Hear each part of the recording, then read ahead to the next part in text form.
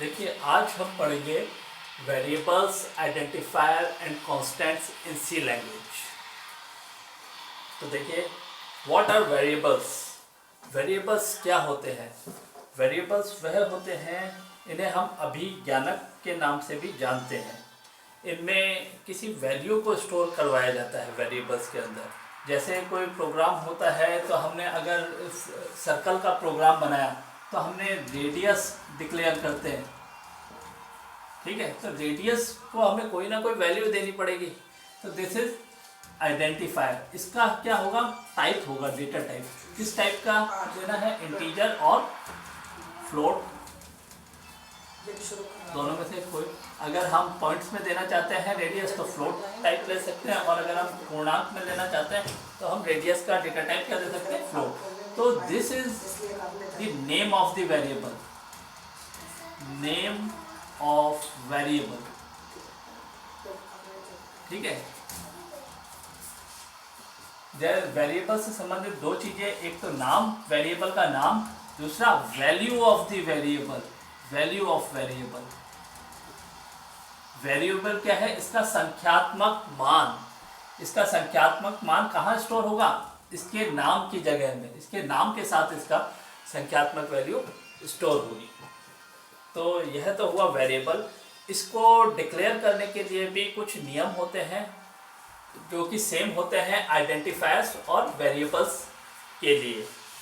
जैसे हम पहला नियम है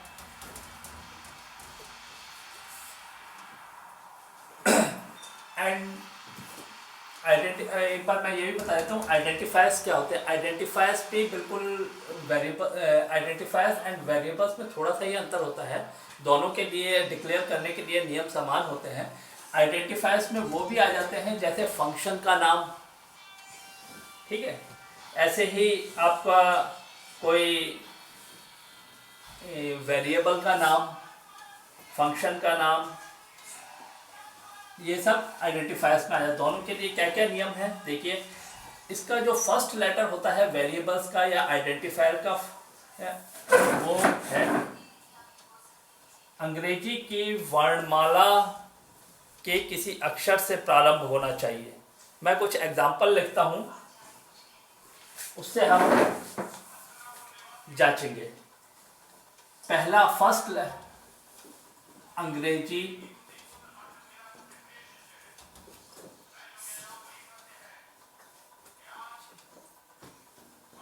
वर्णमाला से प्रारंभ होना चाहिए, ठीक है। दूसरा आपका, इसमें 3 A to Z का काम में ले सकते हैं। इधर से इधर तक के कैरेक्टर सेट्स काम में ले सकते हैं। 0 to 9 तक काम में ले सकते हैं, ठीक है। 0 to 9 तक काम में, और अंडरस्कोर का चिन्ह काम में ले सकते हैं। तीसरा, ज़्यादा से ज़्यादा कितने अक्षरों का हो सकता है? मैक्सिमम 31 अक्षर हो सकते हैं, मतलब इतने कैरेक्टर हो सकते हैं। चौथा, इसमें कीवर्ड अलाउड नहीं है, कीवर्ड नॉट अलाउड, और कोई भी रिजर्व वर्ड अलाउड नहीं है, नॉट अलाउड, नॉट अलाउड। पांचवा, small letters and capital letters are different.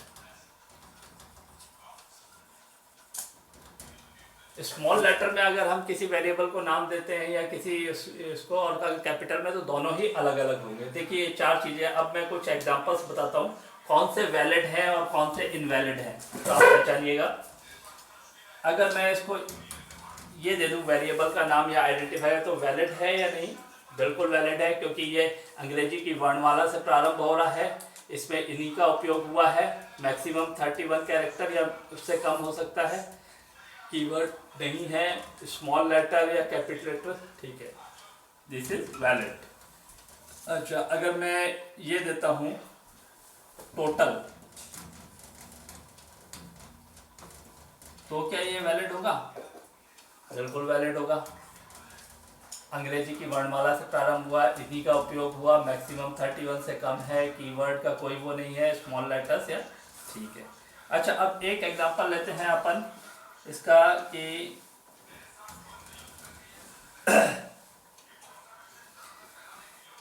XYZ, क्या यह वैलिड होगा? XYZ कोट्स में वैलिड होगा क्या? नहीं। क्यों नहीं वैलिड होगा? ये आइडेंटिफायर्स या वेरिएबल के रूप में, क्योंकि इसमें स्पेशल कैरेक्टर का उपयोग किया गया है। देखिए मैंने क्या क्या बताया, A to Z 0 1 to 9 और अंडरस्कोर का उपयोग हो सकता है, तो ये वैलिड नहीं होगा, ये वैध नहीं है। ऐसे ही अगर हम उपयोग करें इस, ये देखिए $752, क्या इसका उपयोग कर सकते हैं वेरिएबल्स या आइडेंटिफायर्स के रूप में? जी नहीं, रॉन्ग। क्यों? क्योंकि इसमें स्पेशल कैरेक्टर का उपयोग कर लिया गया है, ठीक है।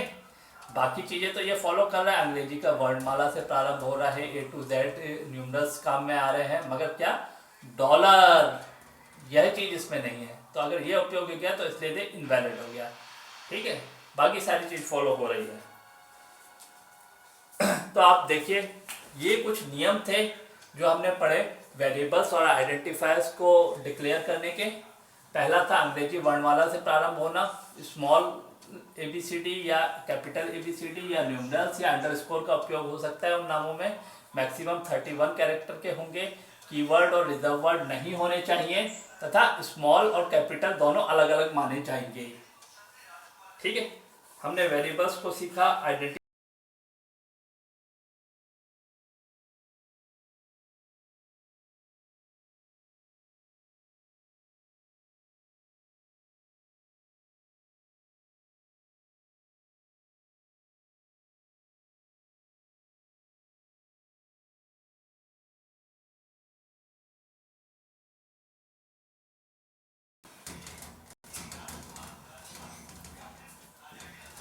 कांस्टेंट 4 प्रकार के होते हैं।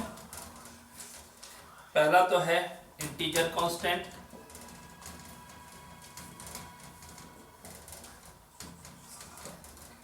रियल कांस्टेंट, तीसरा है आपका character constant,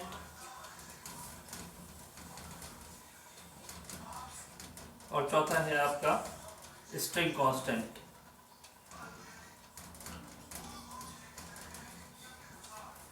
integer constant, real constant, character constant and string constant.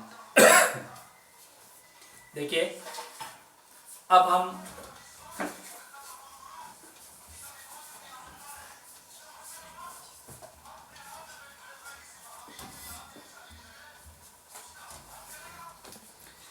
देखिए इंटीजर कांस्टेंट्स क्या होते हैं। इंटीजर कांस्टेंट्स, इंटीजर कांस्टेंट आपके वास्तव में पूर्णांक संख्या या वास्तविक संख्या को बताते हैं। आपके पूर्णांक संख्या क्या है, जैसे पूर्णांक संख्या है आपके 72, 85 या 7999, ये सब क्या है, इनमें कहीं भी दशमलव का उपयोग नहीं है, ये पूर्णांक है, ठीक है, या 2, दीज आर ऑल पूर्णांक और वास्तविक संख्याएं हैं, इसीलिए ये कहलाते हैं इंटीजर कांस्टेंट्स, ठीक है। जितने भी अर्थमेटिक गणनाएं होती है सब इन्हीं के माध्यम से होंगी इसमें, और रियल कांस्टेंट के माध्यम से होंगी। अब देखिए रियल कांस्टेंट्स क्या होते हैं। रियल कांस्टेंट जिनमें हम उपयोग करते हैं, जैसे आपका उपयोग हुआ है रियल कांस्टेंट में 0.96, this is real number. 72.17, 2, that is the real number. ठीक है, इनको हम फंक्शनल या एक्सपोनेंशियल फॉर्म्स में भी लिख सकते हैं। ठीक है, अगर तो ये तो है आपके इस तरीके से, अगर आप इनको इस तरीके से लिखें तो क्या ये वैलिड होगा? 72,172, दैट इज रॉन्ग। इस तरह का नहीं लिख सकते आप रियल कांस्टेंट को प्रोग्राम में। ठीक है, तो ये अवैध है, ये वैध है।